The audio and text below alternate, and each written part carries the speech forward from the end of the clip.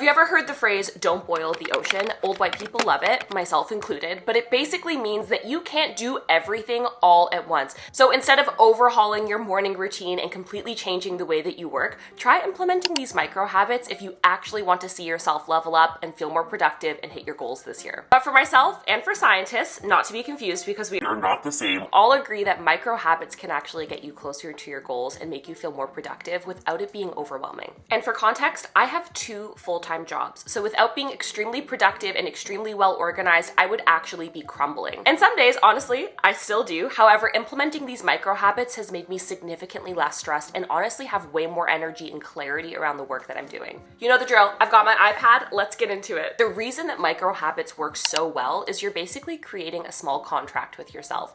Every time you say, hey, Emily, tomorrow I'm going to do A, B, C, D, and you don't do it, you're creating a relationship of mistrust between you and yourself. And slowly you're actually going to start to think, oh my gosh, I can't accomplish anything. I'm a mess. I don't do what I say. I feel like I'm out of control. All you're doing is making the teeniest, tiniest, babiest change that is actually going to deliver amazing results, make you feel more confident, more present, more productive, and it's going to start creating a cycle of when I say I do things, I do them, and that makes me feel confident. Set your alarm 10 minutes earlier than usual. I'm usually out of bed at 7, so I've been setting my alarm at 6:50, so I have 10 minutes to relax, lay in bed, maybe scroll on TikTok, and then slowly get up. That 10-minute window makes me feel like I'm already ahead of my day. I was supposed to wake up at 7, but I'm so good, I already woke up at 6:50, and it gives me a little flexibility to have a slow morning, take a little bit of time, text some friends.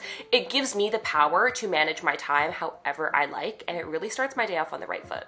The first thing I put in my body is not coffee. Don't shoot me, Lorelai Gilmore, but it's not gonna be coffee. The whole point of this is I'm trying to feel productive without feeling stressed, so if the first thing that you're putting into your body in the morning is caffeinated, you're already guaranteeing that you're going to get the jitters.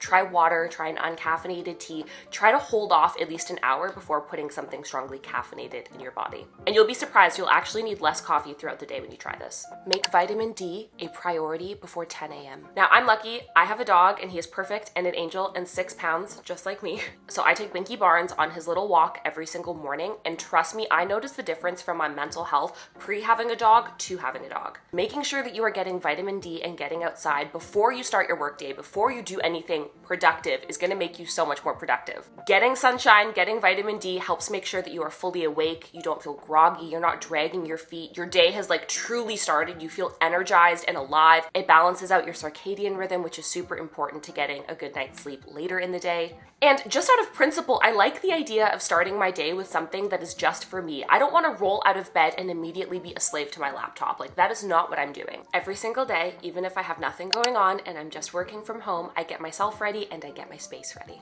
Don't get it twisted, I'm not going to be applying my expensive makeup on a day where nobody is seeing me, but best believe I'm waking up, doing my skincare, brushing my teeth, fluffing my eyebrows, and maybe styling my hair a little bit. And having a clean space, like whether it's your bedroom, your kitchen, wherever you spend the most time, is going to make you feel more calm and centered and happy to be in that space. Something else that I'd love to do is create a folder in Outlook or whatever your email provider is with every single nice message that somebody has sent you regarding your work or your productivity or something great you've done in the office. This is especially helpful because when it's time to ask for a raise or it's year-end performance review time, you have an entire list of things people already have documented that they love about you. Train yourself on scent association. Have a specific candle that you use or a diffuser scent that you use when you're working and a different scent for when you're done working. You're slowly going to wire your brain into going, smells like I'm about to be productive. Honestly, to death with multitasking. I think of my work from a micro lens now too, and when I'm working on a task, that's the task I'm working on. I'm not checking my phone, so I'm putting my phone on Do Not Disturb when I'm working, turning off my email notifications, my Slack notifications, so I can truly focus. I found the quality of my work is higher, and I feel less stressed because I don't have bells ringing in the back of my head reminding me of everything else I need to do. Which brings me to put that phone on Do Not Disturb when you know that you shouldn't be disturbed. Typically before I start my workday, I will actually take a look at my to-do list of everything I need to accomplish both personally and professionally that week, and then I break it down by that specific day. I'm a big iPad girl, as you know, so I will have my list. Let me see if I have one here. Yeah, I do. I will have my list, I will cross it off throughout the day because you do get a dopamine hit every single time you do that. And the mini habit of writing down and organizing your tasks, I promise you, is going to make you feel in control of what's coming up and like you're not frazzled and spread too thin. This tip is good for at work and in your personal life, but pause before you make decisions, even if it's just a minute, 30 seconds, whatever it might be. Take a beat, pause, and understand that once again, you are in control of your time. You get to take the time you want to respond. Make the decision that feels right for you. One of my favorite micro habits is every hour on the hour, I take a 3 to 5 minute break. I used to think this was stupid because in my head, I was like, why would I be focusing on other things when I could just be focusing on my work and get my workday done? But what a lot of us don't realize is that when we're so heads down in work, we can feel overwhelmed, the quality of our work starts to slip, and we actually work slower and less well. Oh, okay, I lied. This actually might be my favorite micro hack. Why the hell aren't you using AI to streamline your day and basically tell you what to do? There's so much that AI can do to make your life 1,000 times easier, and get into the habit of using AI at least once a day. It is a micro habit that I swear to you will change your life. Whatever AI platform you're using, I'm telling you, if you ask it, here are my list of tasks for the day, how would you recommend organizing them? Here's everything I need to do. Can you format it into a clean to-do list? Here's an email. How should I respond to it? How do you suggest that I do this? Ask AI to write your emails and do your administrative work, and it will. It will do it well. It will take it off your plate. AI needs to be your sidekick, not the enemy. Put your dishes away. This might not be a micro habit to you, but to me, it most certainly is. If I use something in my kitchen, I put it away right away, especially if I'm working from home. It's so easy to throw something in the sink and then feel overwhelmed at the end of the day.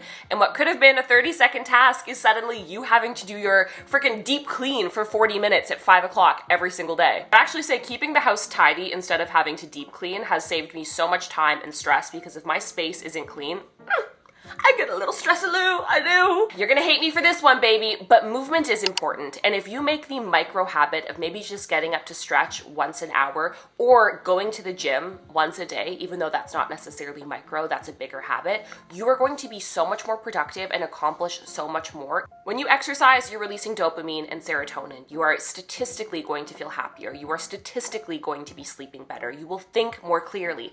Everything in your life gets better when you exercise, and if you bake that into your day, over time, you're going to notice you are so much more productive. When it comes to bedtime, put your stinking phone away. I know everybody talks about that, but you are literally messing up your circadian rhythm and forcing your brain to stay awake.